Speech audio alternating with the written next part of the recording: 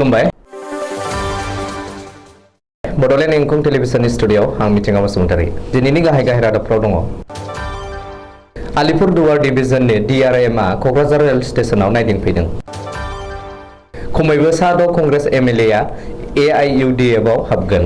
करिमुद्दिन Barbhuiya BSF नि गुलियाव सुरां मोसौ फालांगिरिनि जिउ खहा। गवालपारायाव गुबुन सासे जेहादी हमजादों। ई-रिक्शा चार्ज होनायनि सायाव EPDCL नि बिथोनखौ दोनथ'बाय। बोसोरारि लाइसि गेरेमसानि स्निथि बिसानखौ बेखेवबाय। अमरसिंह ब्रह्मआ EM राकेश ब्रह्मनि हेंथायै केस होनो थियारि। आसाम सरकारा ई-रिक्शा चार्ज होनायनि थाखाय गोदान आयेन फोसावनायनि उनाव दुंहाव थासारि सोमजिदों गसाइगाव ई-रिक्शा सालायग्राफोरनि गेजेराव। बारग' NDFB दैखुआ गोब्राब जब्रायाव गोग्लैना दं। जेब्राराम मुसाहारिनि दैदेननायाव UBPF मुंनि गोदान मोनसे आफादनि जोनोम। आसामाव फरायसालिनि ओंखाम संग्राफोरनि गोख्रों सोमावसारनाय। बड'लेण्डनि हांगामायाव मुंख्लं जानांनाय नखरफोरनो थाब अनसुंथाइ होजोबनो गोख्रों दाबि। दानिया फैदो आबुं रादाबाव।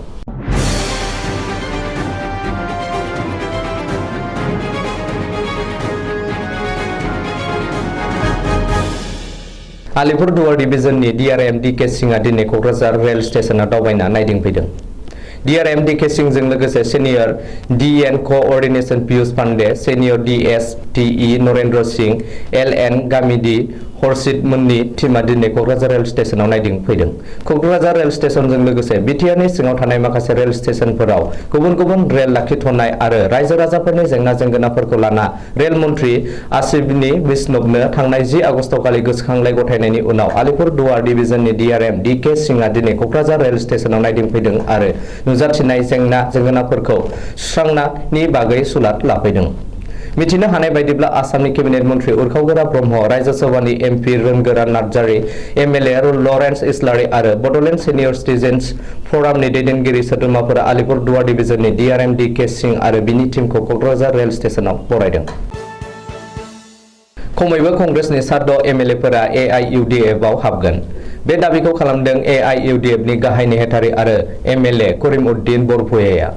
कंग्रेसनि गोबांसा MLA-फोरा BJP आव हाबनो हागौ होनना आसाम BJP नि आफादगिरि भबेश कलिताया दाबि खालामनायनि उनाव कंग्रेसनि सा 6 MLA-फोरा AIUDF आव हाबगोन होननानै AIUDF आबो दाबि खालामदों।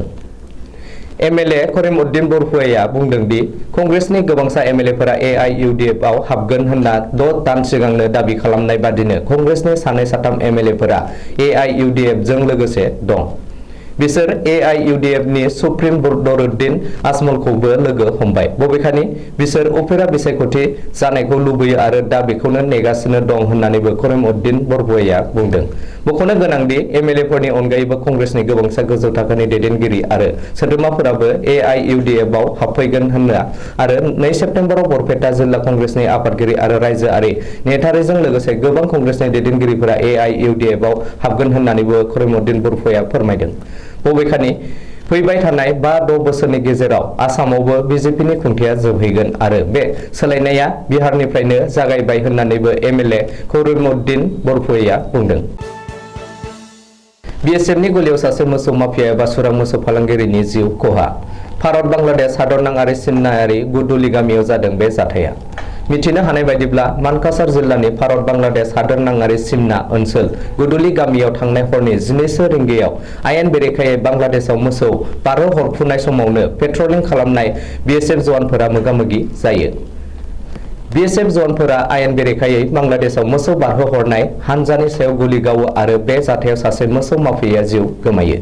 भारत बांलादेश सिमनायाव BSF नि गुलियाव जिउ गोमानाय मोसौ माफियाखौ सातकाराइबारि गामिनि थागिरि आइ हुसेननि फिसाज्ला 24 बोसोर बैसोनि मनिरुज्जमा एबा फकीर होननानै सिनायथिनो हादों। उननि समाव बे जाथाय जानाय जायगायाव मानकासार पुलिसा थांनानै मोसौ माफियानि गोथै सह'खौ बोखांहैयो आरो पस्टमर्टेम खालामनायनि उनाव नखरनि सोद्रोमाफोरनो गोथै सह'खौ गथायनानै होयो। बबेखानि बे जाथायजों लोगोसे मुक्सिदुल इस्लाम आरो मुशिकुल रहमान मुंनि सानै माफियाखौबो पुलिस बिफाना हमनो हादों होनना सुलुङाव फोरमायदों। रायजोआव सोलिगासिनो दं जेहादिनि हेंथा गोख्रों अपारेशन। बेनि गेजेरजों गवालपारा जिल्लायाव आरोबाव गुबुन सासे जेहादी हमनो हादों। मिथिनो हानाय बायदिब्ला मोनसे सुद सुलुंखौ बिथा खालामना थांनाय हराव बङाइगाव जिल्लानि जगिख'पा बेलतलियाव गोख्रों अपारेशन खालामना खारखुमाना थानाय सासे जेहादीखौ दुधनै पुलिसा हमनो हादों। थांनाय हराव गवालपारायाव हमजानाय जेहादीखौ गवालपारा गबिन्दपुरनि आब्दुस चौहान एबा आब्दुस चौहान होननानै दुधनै पुलिसा सिनायथि होदों। पुलिसनि रिपर्टनि बायदिब्ला सोनाब बेंगलाव हमजानाय जेहादी रेखिब, गवालपारायाव हमजानाय हावा इमाम, आब्दुस चौहान आरो दासिमबो खारखुमाना थानाय जाकिर मुंनि जेहादीया बरपेटा जिल्लानि बेन्दोङाव थानाय हावलिनि मोनसे जायगायाव स्रोद सावरायदोंमोन आरो जेहादीनि हाबा हुखाखौ मावगासिनो दंमोन। बबेखानि गवालपारायाव हमजानाय जेहादी इमाम आब्दुसखौ दुधनै थानायाव लाखिना जेरा खालामदों होननानैबो मिथिनो हादों। ई-रिक्शा ड्राइभारफोरनि थाखाय मोजां खौरां। ई-रिक्शा ड्राइभारफोरा गावनि न'आव फोनांजाबनाय मोब्लिबजोंनो चार्ज होनो हागोन। रायजो सोरखारनि बिथिंनिफ्राय बेखौ रोखा खालामबाय। मख'नो गोनांदि ई-रिक्शा चार्ज होनायनि थाखाय थाबैनो एलटी इलेक्ट्रिक भेहिकल चार्जिंनि थाखाय आलादा मोब्लिब फोनांजाबनायनि जुनै आर'जलाइ गथायनो बिथोन होनायखौ लानानै ई-रिक्शा सालायग्राफोरा रायजोनाङै दुंहाव थासारि सोमजिफुनाय समावनो रायजो सोरखारनि बिथिंनिफ्राय रोखा खालामना होदों आरो एपीडीसीएलनि बे बिथोनखौ राहा खोन्दोनि थाखायल' होनाय जादोंमोन। नाथाय दा बे बिथोनखौबो दोनथ'बाय। मख'नो गोनांदि मोब्लिब ग्राहकफोरा गावनि न'आव ई-रिक्शानि बेटारि चार्ज होबोगासिनो दं बिसोर थाबैनो एलटी इलेक्ट्रिक भेहिकल चार्जिंनि थाखाय जुनिया मोब्लिब फोनांजाबनायनि जुनै आर'जलाइ गथायनो थाखाय राहा खोन्दो मोब्लिब बिफाना बिथोन होनानै नटिस जारि खालामदोंमोन। बेनि अनगायैबो न'आव बाहायनाय मोब्लिबजों ई-रिक्शा चार्ज होनायखौ बन्द खालामाब्ला ग्राहकफोरनि हेंथायै भारतारि मोब्लिब आयेननि 122 धारानि सिङाव एपीडीसीएलआ आयेनारि राहा लागोन होननानैबो हुमखि होदोंमोन।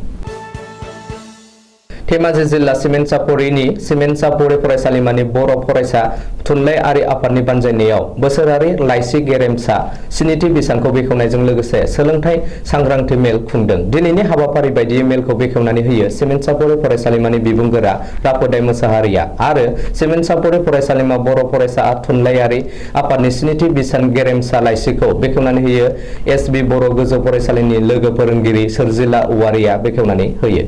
हाबाफारियावनो सिमेन्टसापरि फरायसालिमानि बर' बिफाननि गाहाय बिबुंगोरा सबेत बसुमतारी, बिबुंगिरि फुमस्रि रामसियारि, सुदेमा गयारि, फिजिक्स बिफाननि बिबुंगोरा थुलुंगा रामसियारि, इंराजि बिफाननि बिबुंगिरि कुनुनबाला मोसाहारि बिथांमोना बाहागो लादोंमोन। बारग' बिअ अमर सिंह ब्रह्मआ बिटिआरनि मावफुं सोद्रोमा राकेश ब्रह्मनि हेंथायै पुलिस थानायाव केस होनो साखा-फारा। अमर सिंह ब्रह्मआ दिनै मोनसे खौरांगिरि मेल खुंना बे बाथ्राखौ फोसावदों। बेजों लोगोसे इएम राकेश ब्रह्मखौ आयेनजों जुजिनो थाखाय थियारि जाना थानो खावलायदों।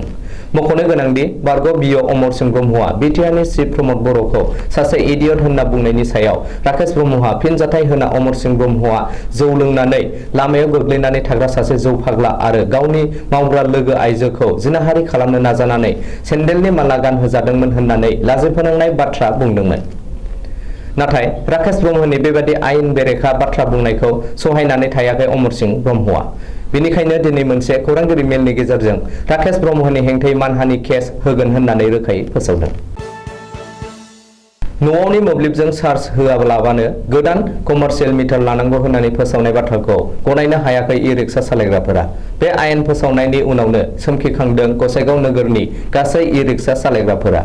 आसाम सोरखारनि आयेन खानायखौ गोख्रोङै सोंखारियो आरो धर्ना खालामो गसाइगाव ई-रिक्शा वार्कार इउनियनआ। लोगोसे आसाम सोरखार हाय हाय, मोब्लिब बिफान हाय हाय, बे आयेनखौ बातिल खालाम, दुखिया ई-रिक्शा सालायग्रानि सायाव गादबनायखौ बन्द खालाम बायदि बायदि स्लगानजों होज्रिखावनानै धर्ना होयो। लोगोसे बे आयेनखौ थाबैनो आसाम सोरखारा बोखारनानै लायाब्ला आसामाव थानाय गासै ई-रिक्शा सालायगिरिफोरा गोख्रोङै सोमावसारगोन आरो धर्ना हाबाफारि लागोन होननानै गोख्रोङै बुंथिबावो गसाइगाव ई-रिक्शा वार्कार्स इउनियननि गाहाय नेहाथारि बिष्णु बसुमतारी बिथाङा। हारिनि थाखाय गावखौ बावसोमबोनाय बारग' एनडीए-बिपिनि सोद्रोमा बि दैखुआ गोब्राब जब्रायाव गोग्लैना गेदेर निदानाव गोग्लैनानै दं। क'क्राझार जिल्लानि सिङाव थानाय सेकादानि गामिनि बिनन्द चन्द्र ब्रह्मनि फिसाज्ला दिदार कुमार ब्रह्मआ गोबाव सम एनडीए-बिपि आफादाव थाना बर' हारिनि थाखाय दावहा नांबोदोंमोन। नाथाय बे समाव दिदार कुमार ब्रह्मआ बेंगुरा जानानै सुगार किडनीनि जेंनाजों सैनांनानै दं। गोबाव सम बर' हारिनि थाखाय गबिन्द बसुमतारी दैदेननाय हानजा एनडीए-बिपि आफादाव थाना हारि दानायनि खामानि मावबोनाय बि दैखुआ एसे सम नखरजों रायजो जादोंमोन। मिथिनो हानाय बायदिब्ला बि दैखुआ गोब्राब जब्रायाव गोग्लैनानै हा-हु, मोसौ बोरमा, धोन दौलत फाननानै फाहामथाय लादोंमोनब्ला मोनब्लाबो दिनैसिम गाहाम हालोदाव फैयाखै। बेनिखायनो जेरैथिंबो राहा गोथे जानानै बेंगुरा देहाखौ फाहामथाय होनो थाखाय गोलाव सम बावसोमबोनाय आफादनि दैदेनगिरि आरो बिटिआरनि लेङाइ गाहाय गबिन्द बसुमतारी आरो लोगोफोरखौ नायफैनो खावलायदों नखरनि सुबुंफोरा। बेजों लोगोसे फाहामथाय लानो थाखाय एसे रां अनसुंथाइ हरनो थाखाय बारग' एनडिएफबिनि दैदेनगिरिफोरजों लोगोसे सरासनस्रा रायजो राजा आरो सोरखारखौ खावलायदों नखरनि सोद्रोमाफोरा।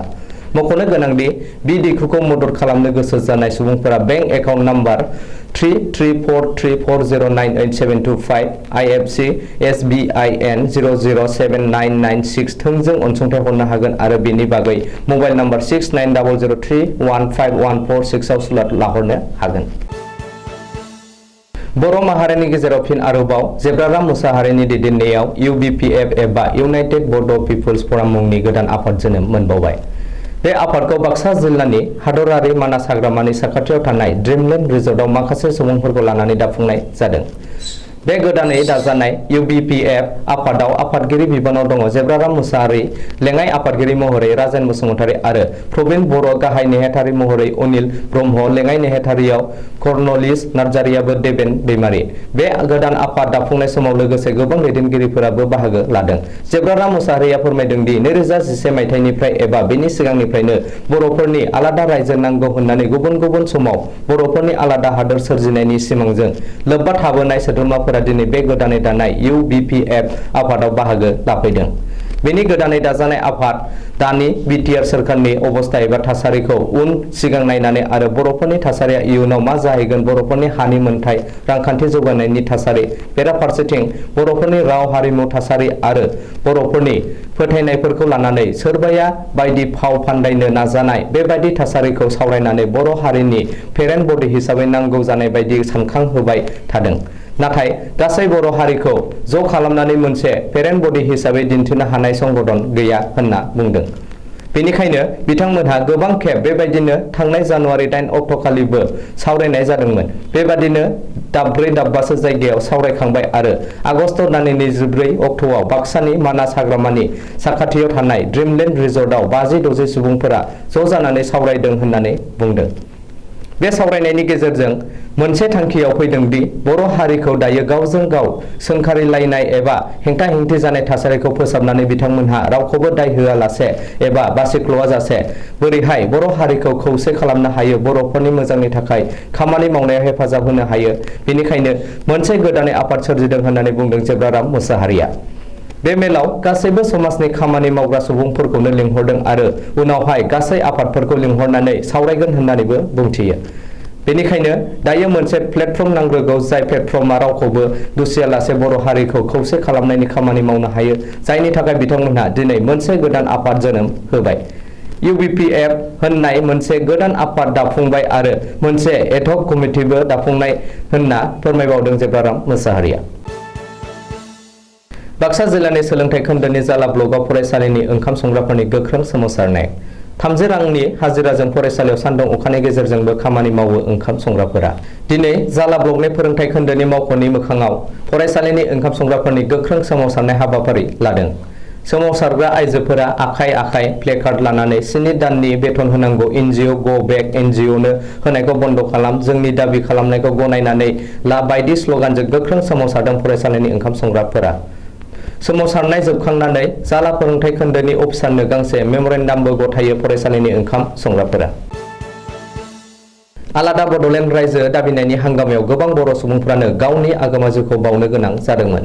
बे हांगामायाव मुंख्लं जानायनि फिथाइ महरै 1993 मायथाइनि 20 फेब्रुआरियाव BSc, 2003 मायथाइनि 10 फेब्रुआरियाव BTC आरो 2020 मायथाइनि 27 जानुवारियाव BTR मुंनि मोनथाम गोरोबथा जालांबाय।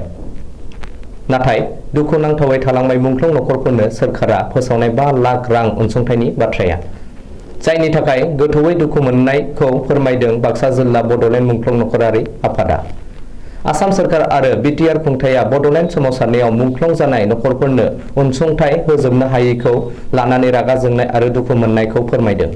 मख'नो गोनांदि बाक्सा आरो तामुलपुर जिल्लायाव मोन 675 मुंख्लं नखरफोरनि गेजेराव मोन 80 मुंख्लं नखरफोराल' अनसुंथाइखौ मोननो हादों होननानै फोरमायनायजों लोगोसे आद्रा थानाय मोन 595 नखरफोरानो अनसुंथाइखौ दिनैसिमबो मोननो हायाखै होननानै अजद दैखांदों। जायनि थाखाय आद्रा थानाय नखरफोरनो अनसुंथाइखौ थाबैनो होजोबनो खावलायहरदों आसामनि गिबि मन्थ्रि डक्टर हेमन्त बिश्व शर्मा आरो बिटिआरनि गाहाय मावफुंगिरि सोद्रोमा प्रमद बर'मोनखौ। खुंथाय गोहोनि सोरखारा मुंख्लं नखरफोरनो 5 लाख रांनि अनसुंथाइखौ थाबैनो होआब्ला फैबाय थानाय समाव गोख्रों सोमावसारनायनि थांखि लागोन होननानैबो बाक्सा जिल्ला बड'लेण्ड मुंख्लं नखरारि आफादनि आफादगिरि सन्दीप बर'आ फोरमायदों। दिनैनि रादाबा एसेनोसै, गोजोन्थों।